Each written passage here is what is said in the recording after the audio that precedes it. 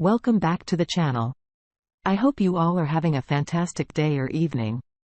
In today's story, OP found out his wife cheated on him after he put a hidden camera in their house, which showed her affair with her APOP. Then sent the video to his lawyer, and now his wife's life is a complete wreck.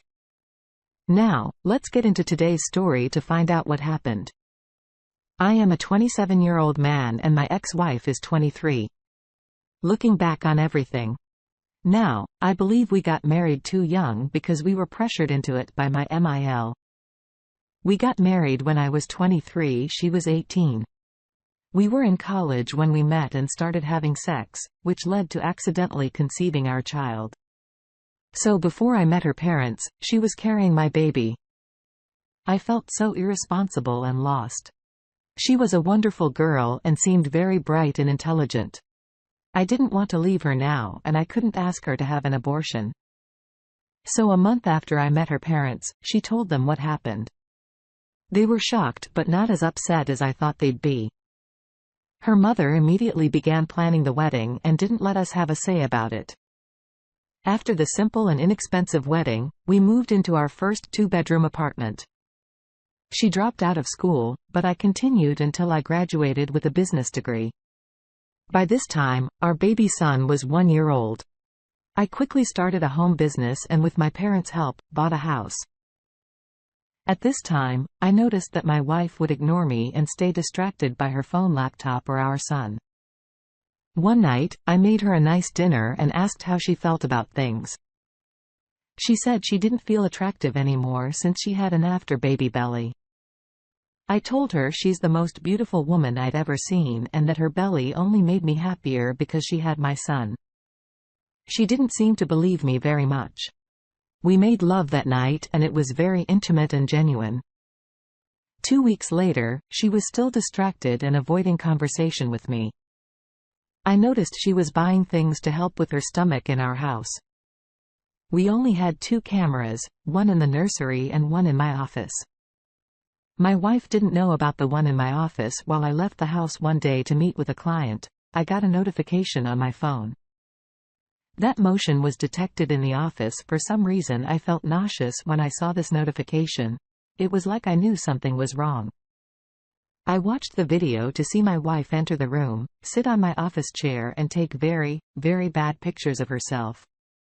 I waited with little hope that she'd send me these pictures, but she didn't. I didn't know what to do because I didn't want her to know I had a camera set up. I hoped that I could catch her actually cheating on me in case I needed to divorce her for the next 2 months. I didn't say anything about her pictures. It was the hardest thing I ever had to do. And every time I looked at our son, I wondered who she showed herself to. It was painful. During the time I waited, I installed another hidden camera that watched the front door of the house. When I came home from another client meeting one day, my wife was especially happy to see me. This was odd. She paid me extra attention while we ate dinner together and avoided her phone altogether. I knew something was up immediately.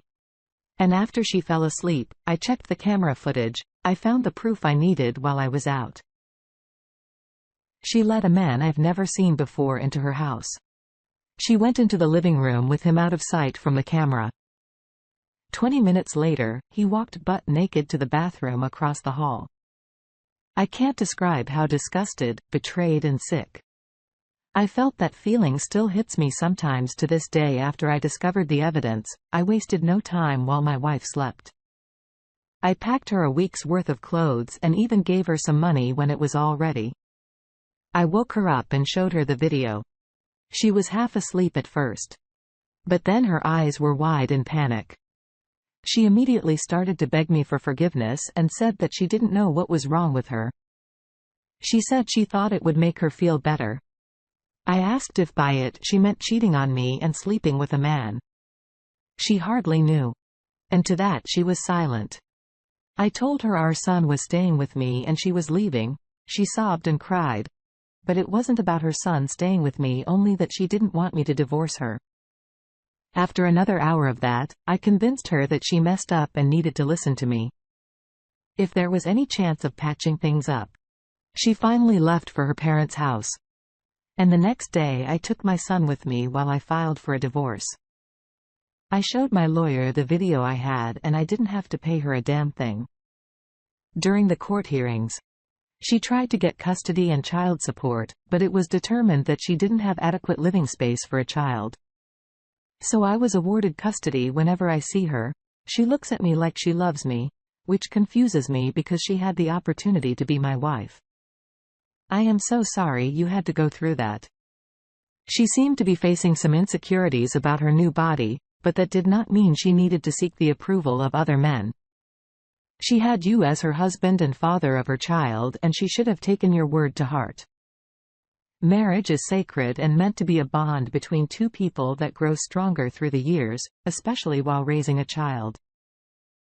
It is a shame that she became so focused on her outward appearance before considering how lucky she was to have a future with you and your child. You did the right thing in filing for a divorce because it would have been impossible to trust her wholeheartedly after this. I wish you all the best as you recover from this change in life. Now, for today's second story, I met my ex-fiancée when I was 28, she was 24. We were at the same music festival with our own group of friends. She was with another girl and a guy, and I was with two male friends. One was my best friend who saw her from across the way and swore he knew her. We laughed at him and made him walk over there with us. But the joke was on me. As soon as I caught a glimpse of her, I fell in love. I could have sworn she felt the same way. And within 10 minutes of meeting, she gave me her number. We all spent the night together at the music festival and I arranged to keep seeing her as we dated. She mentioned that my best friend was talking to her too. I told her he was actually the reason we walked over to her in the first place. But that I was a far better dating choice. I made myself seem better and cooler than my friend. And at the very least it amused her. We continued to date for 8 months. And during that time, my best friend told me he started seeing someone. I was really happy for him, but mostly because I wanted my new girlfriend to myself. After a year and a half of dating, I was sure I wanted to marry this woman. She was everything I'd hoped for in a lifetime partner. She played the piano and I played guitar. We wrote music together and could talk for hours about the things we had in common or disagreed on. At one point I couldn't take it anymore. And I proposed. I knew we'd be planning the wedding for at least a year, which would give us more time to grow closer. This notion made me want to bring her around my friends. I figured I kept my fiancé and best friend apart long enough and that it would be great to go on a double date when I asked her how she felt about it. She got really weird.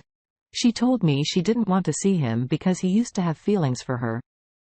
She also added that she didn't want us to compare relationships while on the double date. That made sense to me. But I did mention it had been over a year now and that he told me he was happy with his new girlfriend. She still disagreed with the idea. I was pretty set on getting my best friend to hang out with us. It felt a terrible idea to get married to her while she refused to be around my best friend. What if I wanted him to be my best man? I decided to ask him how he felt about going on a double date. He asked what my fiancé said when I asked her and I lied to say that she agreed to it. After that he hasn't agreed to meet at a restaurant since her phone was broken. My girl's Facebook Messenger was logged into my phone.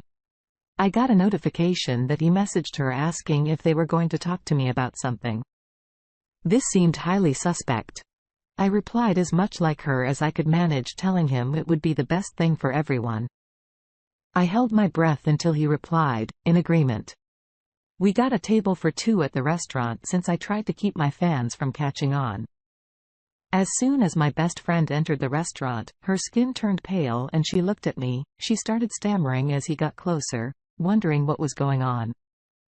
I played dumb until he got to the table and I asked, "Where's your date?" He looked at my Frances like she was supposed to say something and she looked at him like she was indescribably mad and confused. Finally, he said I must know something otherwise he wouldn't be there.